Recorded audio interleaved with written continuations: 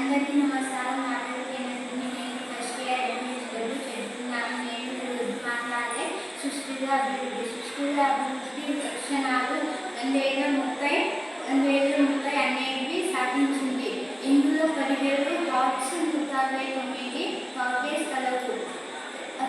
సుస్థిర అభివృద్ధి అనేది చట్టబద్ధంగా అమలు పరచవచ్చు. ప్రకృతి విద్యాష్టం సహజ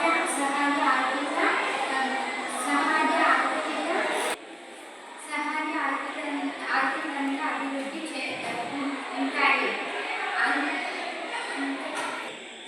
అంతర్జాతీయ ప్రకృతికి సహజ వనరులను పరిరక్షణగా అభివృద్ధి భాగంలో 1830లో సుస్థిర అభివృద్ధి అంటారు. సుస్థిర అభివృద్ధిలో 4 రకాలుగా ఉంటాయి. సుస్థిర అభివృద్ధిలో 4 రకాలు: నేల కాలుష్యం, నీటి కాలుష్యం, వాయు కాలుష్యం, మానసిక ఆరోగ్య కాలుష్యం. వాయు కాలుష్యం జంతువులు, ఇతర జీవులను అనుసరించే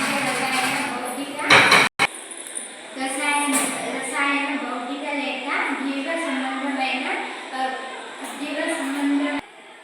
పదార్థాలు గాలిలో కలవడం వలన వాతావరణం కాలుష్యం అవుతుంది. దానినే వాయు కాలుష్యం అంటారు. నీటి కాలుష్యం, నీటి